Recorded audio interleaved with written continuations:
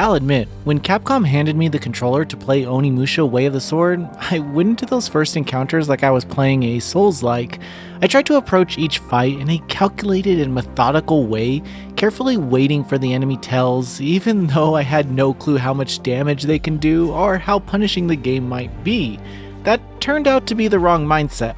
Once I stopped treating it like a Souls game, I realized that Onimusha rewards confidence, not hesitation. Suddenly, I was back in the headspace I had with classic action games, relying on timing and rhythm instead of endless caution. Honestly, I didn't even realize I'd lost the ability to play this way until this game reminded me. If anything, I'm hoping this and Ninja Gaiden 4 put me back in my place. And after 30 minutes with this demo, I was left eager for more demon-infested battlefields and ready to share the experience. So, let's get into it in this preview. Musashi! Got you!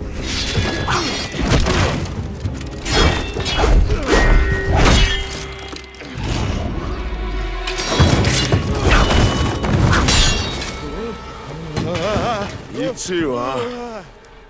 Onimusha Way of the Sword makes its story a priority, and that much was clear from the start. A few lengthy cutscenes set the stage for Miyamoto Musashi's journey through a ghostly, otherworldly version of Sengoku, Japan. While exploration quickly pulled me into the action, it was the combat that took center stage. Still, the environments and transitions carried weight. The game's presentation works hard to ground players in this haunting world before letting them loose.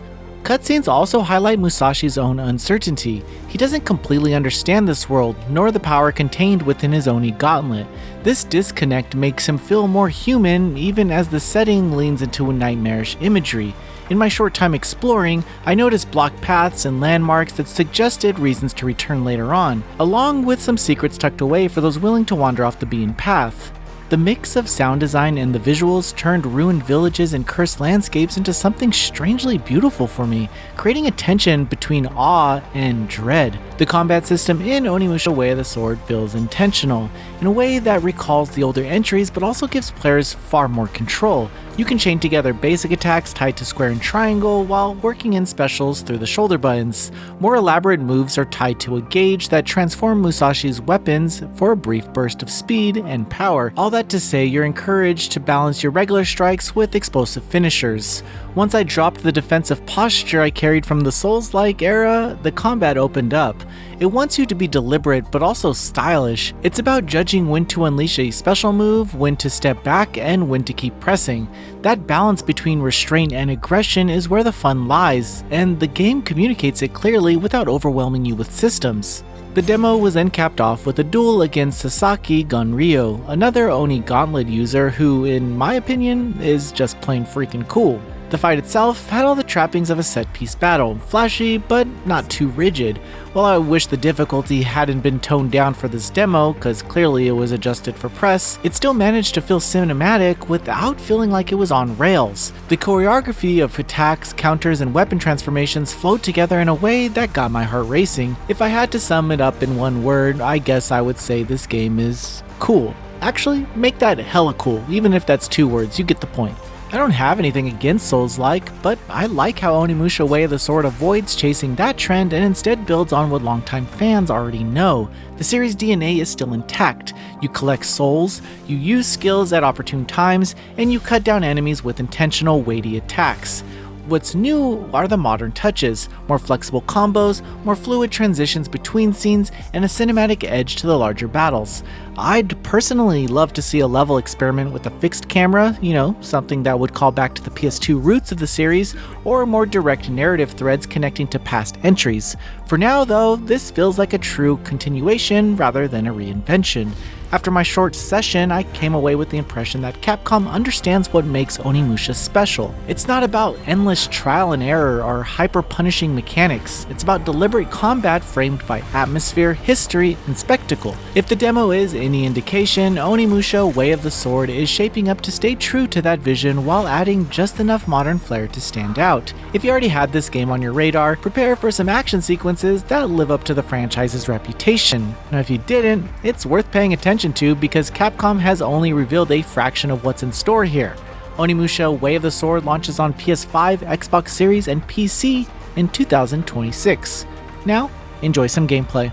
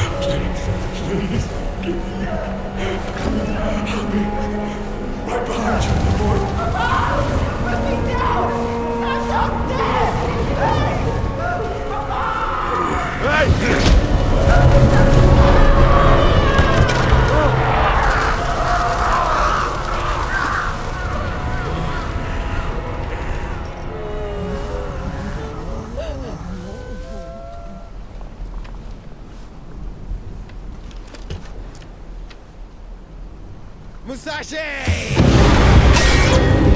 On you!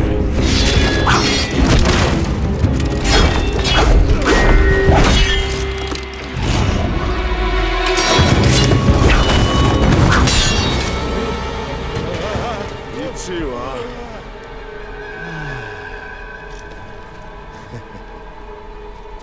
This thing's made me so damn strong. I've been bored halfway back to death.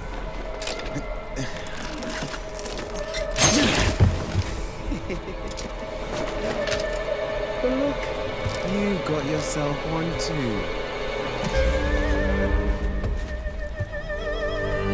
What blessed luck.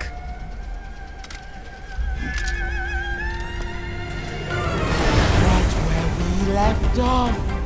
Death can't stop us. I wish it would stop you at least.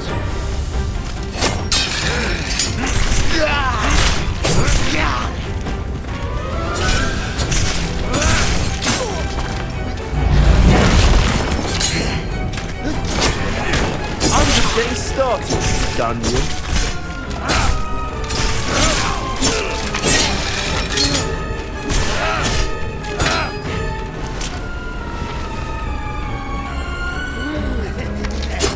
Burn bright!